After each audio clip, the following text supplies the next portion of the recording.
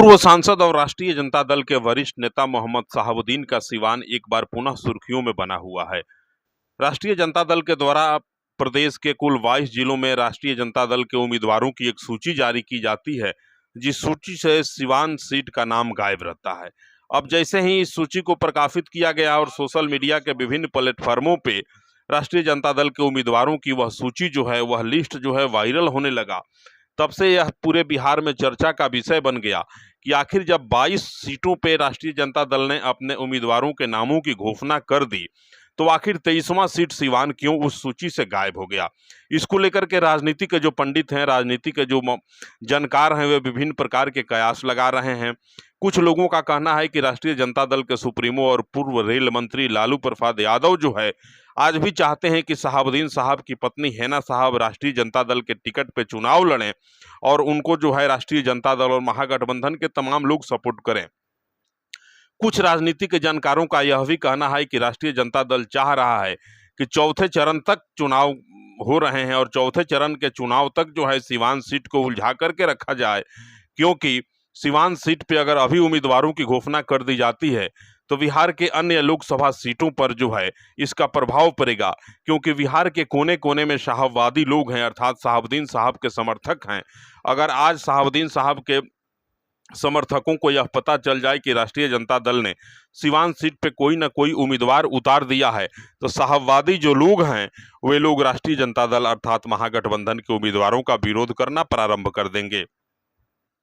बहरहाल मामला जो हो, यह तो संभावनाओं की बात हो गई, लेकिन आखिर किस कारण से राष्ट्रीय अध्यक्ष जो है राष्ट्रीय जनता दल के लालू प्रसाद यादव, वे बिहार के 22 सीटों के उम्मीदवारों के नामों का ऐलान करते हैं और जब 23वां सीट की बात आती है और 23वें सीट पे जब सिवान सीट की बात आती है, तो सिवान सीट का नाम जो है, सिवान का नाम जो है और सिवान सीट से उम्मीदवार के नामों का घोषणा जो है उस लिस्ट में नहीं किया जाता है। इसको लेकर के लगातार विभिन्न प्रकार के कयास लगाए जा रहे हैं। राष्ट्रीय जनता दल ने जिन उम्मीदवारों के नामों की घोषणा की है उसमें गया सुरक्षित सीट से श्री कुमार सर्वजीत पासवान जी, नवादा से श्रवण कुमार कुशवाहा जी, सारण से डॉक्टर रोहिणी आचार्य जी, जमुई से श्रीमती अर्चना रविदास जी, बांका से श्री जयप्रकाश यादव जी, पूर्णिया से श्रीमती बीभा भारती जी, दरभंगा से श्री ललित यादव जी, बक्सर से सुधाकर सिंह जी, सुपौल से चंद्रहास चौपाल जी, पाटलिपुत्रा से डॉक्टर मीशा भारती जी, वैशाली से विजय कुमार उर्फ मुन्ना शुक्ला जी, औरंगाबाद से अभय कुमार कुशवाहा जी, हाजीपुर से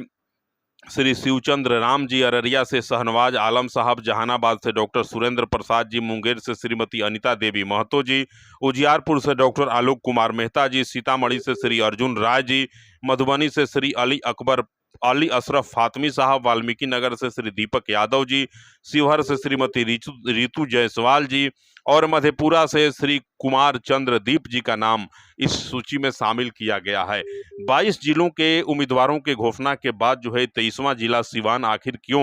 उम्मीदवारी से वंचित रह गया, यह बात आज भी पूरे सिवान और पूरे बिहार में चर्चा का विषय बना हुआ है। और जैसे ही राष्ट्रीय जनता दल ने अपनी इस सूची को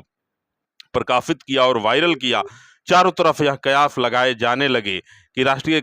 जनता दल के सुप्रीमो लालू प्रसाद यादव जो है एक बार पुनः अभी कहीं ना कहीं कोई नरम कोना शहाबुद्दीन साहब के परिवार अर्थात निर्दलीय चुनावी मैदान में कूद चुकी हैना साहब के प्रति रखते हैं और लालू प्रसाद यादव की यह इच्छा है कि हैना साहब जो शहाबुद्दीन साहब की पत्नी हैं वे आ जाएं और राष्ट्रीय जनता दल के टिकट पे चुनाव लड़ने। बहरहाल यह तो संभावनाओं की बात है। अवध बिहारी चौधरी कल पटना से सिवान आते हैं और सिवान छपरा के बॉर्डर पे राष्ट्रीय जनता दल के सैकड़ों कार्यकर्ता उनका स्वागत करते हैं, गाड़ियों की बड़ी लामकाब होती है। और अवध बिहारी चौधरी से जब मीडिया के साथी यह पूछते हैं कि आपका टिकट कंफर्म हो गया और आप सिवान से लोकसभा का चुनाव लड़ेंगे, तो अवध बिहारी चौधरी दो टूक शब्द में कहते कल नजर आ रहे थे कि मुझे राष्ट्रीय जनता दल के सुप्रीमो लालू प्रसाद और तेजस्वी प्रसाद यादव ने आदेश दिया है कि आप जाइए और सिवान सीट से आपको लोकसभा का चुनाव लड़ना है, आप तैयारी में लग जाइए। अवध बिहारी चौधरी के साथ सैकड़ों गाड़ियों का काफिला होता है, राष्ट्रीय जनता दल के कई वरिष्ठ नेता भी होते हैं और अवध बिहारी चौधरी पूरे जिले का भ्रमण करते हैं। वे मैरवा जाते हैं, बाबा हरिराम को प्रणाम करते हैं, वहां से सीधे गुठनी निकल जाते हैं जहां की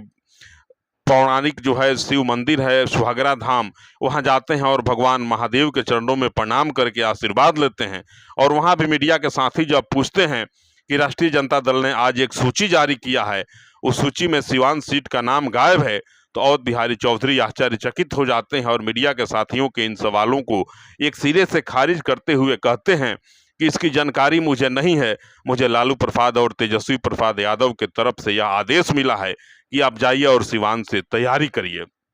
और बिहारी चौधरी की इन बातों को लेकर के चारों तरफ फिर एक बार चर्चा का दौर शुरू हो गया है कि एक तरफ जहां अवध बिहारी चौधरी जी कहते हैं कि मुझे पार्टी के वरिष्ठ नेताओं ने आदेश दिया है, उस आदेश का पालन मैं कर रहा हूं, वहीं दूसरी तरफ जब सिवान सीट का नाम ही उस सूची से गायब है तो आखिर यह कौन खेल चल रहा है। और राजनीति के बहुत बड़े माहिर खिलाड़ी कहे जाते हैं लालू प्रसाद जी। लालू प्रसाद ने आखिर सिवान सीट के साथ यह कौन गेम करना चाह रहे हैं। लालू प्रसाद के इस गेम को पूरा देश और पूरा बिहार जानने का प्रयास कर रहा है कि आखिर जब 22 जिलों में 22 लोकसभा सीटों पे उम्मीदवारों के नामों का ऐलान कर दिया लालू प्रसाद ने, तो सिवान सीट उस सूची से गायब क्यों है। आज भी यह सवाल, यक्ष प्रश्न जो है जवाब खोज रहा है। आज भी जब मीडिया के साथियों ने अवध बिहारी चौधरी से यह जानने का प्रयास किया कि आप कह रहे हैं कि लोकसभा से जो है सिवान से राष्ट्रीय जनता दल अर्थात महागठबंधन ने मुझे अपना उम्मीदवार बनाया है, वहीं जब सूची की बात होती है, राष्ट्रीय जनता दल के वेबसाइट पे जो सूची प्रकाशित की गई है उस सूची से सिवान सीट और आपका नाम गायब है, तो अवध बिहारी चौधरी एक सिरे से खारिज करते हुए कहते हैं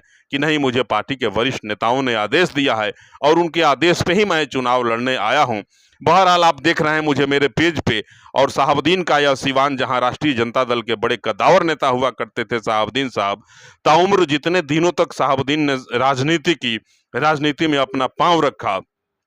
वे राष्ट्रीय जनता दल के साथ रहे और राष्ट्रीय जनता दल के साथ ही इस दुनिया को वे छोड़ गए। कहा जाता है साहबुद्दीन साहब कहते थे कि मुझे किसी जमहूरियत ने कभी नहीं हरा पाया, मुझे जब भी कोई हराएगा तो मेरी सांसों के बदौलत ही मैं हार पाऊंगा। वास्तव में साहबुद्दीन साहब ने सांसों के चलते ही इस दुनिया को छोड़ गए और सांसों ने ही साहबुद्दीन साहब को हराया। किसी जमहूरियत में वह ताकत नहीं हुई जो साहबुद्दीन साहब को कभी पराजित कर सके और हरा सके। साहबुद्दीन साहब के इंतकाल कुरमलाल के बाद जो है उनकी पत्नी हैना साहब सिवान से लगातार चुनाव लड़ती रहीं और इस बार भी लोकसभा के चुनाव में हैना साहब बतौर निर्दलीय उम्मीदवार के रूप में जो है चुनावी मैदान में हैं और वे दमखम के साथ हैं। कहा जा रहा है कि हैना साहब की स्थिति इस बार चुनाव में बढ़िया है। बहरहाल मामला जो हो यह तो संभावनाओं की बात है, लेकिन लालू प्रसाद यादव आखिर हैना साहब को लेकर के क्या सोच रहे हैं, किस कारण से लालू प्रसाद ने अपने इस उम्मीदवारों की सूची से सिवान का नाम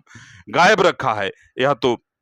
चर्चा का विषय बना हुआ है। बहरहाल आप क्या सोच रहे हैं, किस कारण से लालू प्रसाद ने सिवान का नाम इस सूची से गायब किया है। क्या लालू प्रसाद वास्तव में चाहते हैं कि साहबुद्दीन साहब की पत्नी हैना साहब राष्ट्रीय जनता दल के टिकट पर ही चुनाव लड़ें। आप अपना प्रतिक्रिया जरूर कमेंट करेंगे, मुझे आपके कमेंट की प्रतीक्षा रहेगी। नमस्कार।